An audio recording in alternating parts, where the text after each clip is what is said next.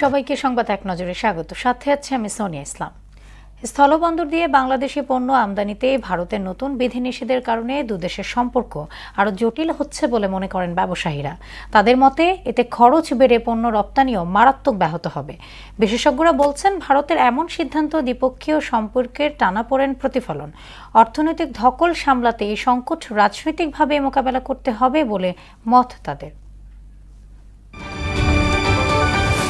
সরকার আওয়ামী লীগের কার্যক্রম নিষিদ্ধ করায় নির্বাচন কমিশন তাদের নিবন্ধন স্থগিত করেছে।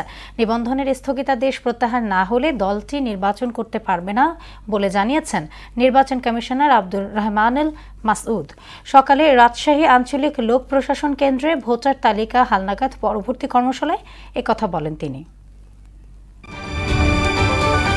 স্বৈরাচারী কাঠামোর ভেতরেই এবার বাজেট প্রণয়ন করা হচ্ছে বলে মনে করেন বিশিষ্টজনেরা।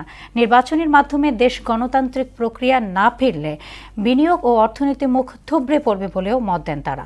আসন্ন বাজেট নিয়ে বহুপাক্ষিক অংশীজন নিয়ে আয়োজিত সেমিনারে এসব কথা উঠে আসে। জুলাই আন্দোলনে রাজধানীর ভাটারা থানার এনামুল হত্যা চেষ্টা মামলায় অভিনেত্রী নুসরাত ফারিয়াকে কারাগারে পাঠিয়েছেন আদালত। মামলার পরবর্তী শুনানি আগামী 22 মে। সকালে শুনানি শেষে এই আদেশ দেন ঢাকার মেট্রোপলিটন ম্যাজিস্ট্রেট নাজনীন আক্তার।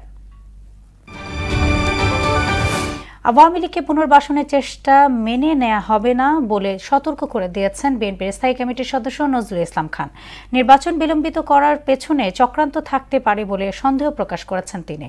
আর বিএনপি চেয়ারপারসনের উপদেষ্টা জয়নুল আবেদিন ফারুক বলেছেন, সব ষড়যন্ত্র রুখতে অবাধ ও সুষ্ঠু নির্বাচনের বিকল্প নেই।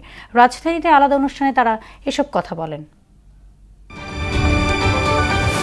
দখলদার ইসরায়েলের হামলায় 24 ঘণ্টায় গাজায় আরও 1.5 শতাধিক ফিলিস্তিনি নিহত হয়েছেন। অপারেশন গিডিয়ন চ্যারিটির অংশ হিসেবে উত্তর ও দক্ষিণাঞ্চলে স্থল হামলা জোরদার করেছে ইসরায়েলি প্রতিরক্ষা বাহিনী আইডিএফ।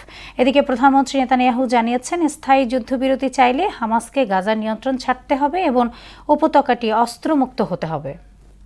এই ছিল সংবাদ এক নজরে। সবশেষ খবর সবার আগে জানতে মোহনার সাথেই থাকুন। এতক্ষণ সঙ্গে থাকার জন্য ধন্যবাদ সবাইকে।